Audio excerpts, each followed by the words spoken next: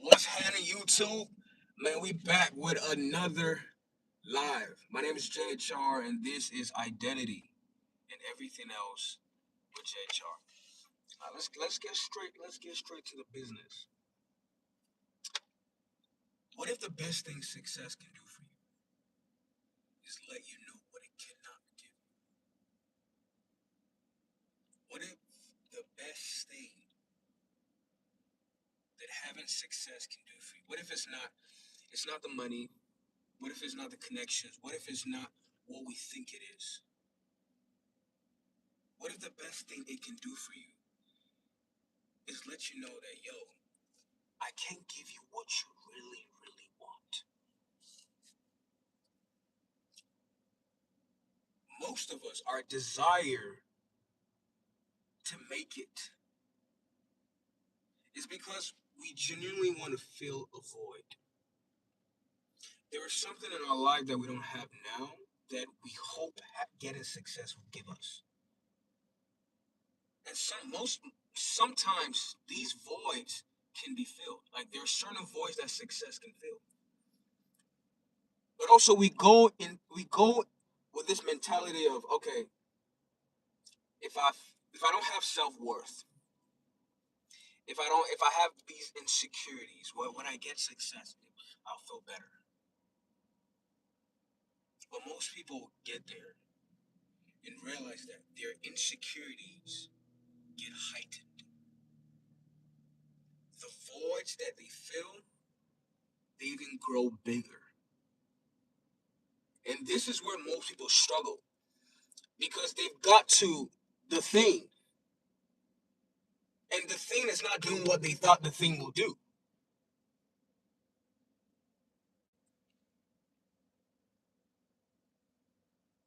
Some things only God can do. And I say this because God will leave just enough out of your life, just so you know He's the one that you really need. God will leave just enough out of your life, just so you know that He's the one that you really need. You see, when you don't know who you are, you go look for other things to give you meaning, to give you a label. When you don't know who you are, you look for it in what the world calls success. You're trying to get the validation. You're trying to look a certain way. You're trying to fit a certain narrative because this is what the world has painted as. Do this and you will become whole. Do this and you finally feel better. Do this and you finally love yourself. Do this and you finally fill the void. But from our high level individuals who have got there, they have realized that as much as this has been sold to be true, they have experienced it and it was not true. They have all the money, but they still feel this void. They have everything they dreamed of, but they can't sleep at night. They don't even know who they are without what they produce. Like the scariest place to be is not knowing who you are without what you produce. The scariest place to be is thinking my money, my car, my connections, my relationships, that's who I am.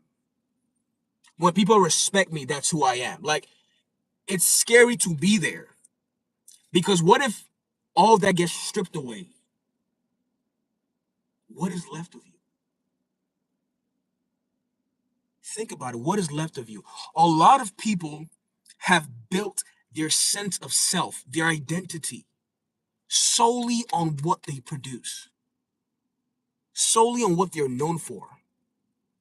Like that's all they are. There's nothing underneath that. Like what defines them is external things. There's nothing internal to define them. This is where God comes in. The Bible says we are made in the image of God. Think about it. We are made in the image of God. That means there's a part of God that like we reflect. God made us in his own image. We have his identity. So a lot of people have let go of their God identity, and they're going to pick up a false identity that the world says, oh, we'll gladly give you this. Just put this on. And the world is so good at selling things to you. It will tell you, fit this narrative, look this certain type of way, have this persona, and you will be fulfilled. You will feel at peace. You will finally feel happy. You feel that for a while. But what happens after that? You find yourself feeling sad again. You find yourself feeling empty again. You find yourself not knowing why you have everything and it still doesn't make sense, why the void is still there. Because the whole point is to get you hooked on it, just so you keep coming back over and over again. Just think of a crack, like an addict. They get the drug and they take it and they get hooked on it. And if they want to feel that peace, that relief, they gotta go get the drug again. And then the high comes down. And then they gotta go get the drug again. They're in this constant cycle of, if I want to feel at peace, I gotta do this. If I want to have my peace of mind, I gotta perform. If I want people to love me, I gotta act a certain type of way. There is no you without the external things. Yes, this is life. There is no you without the external things. The Bible says, I love this verse so much. It's like the foundation of everything I talk about. The Bible says, what would it profit a man to gain the world and lose his soul? What would it profit you? This is not saying don't achieve things. The Bible is not saying that. Jesus is not saying that. He's not saying that. What he's saying is, do not go chasing after these things and lose yourself in the process. How many billionaires and millionaires do you know? The people you admire. They've made it so far in life.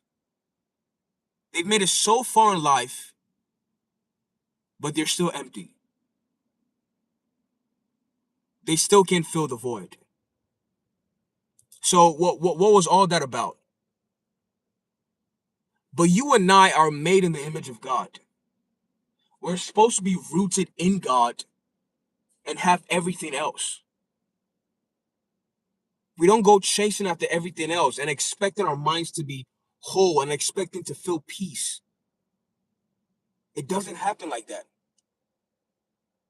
So like I said in the beginning, the best thing success can do for you is let you know what it cannot give you.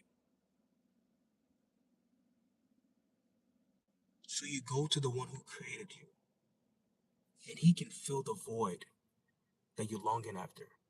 He can give the peace of mind that the money's not giving. He can give you the self-worth that the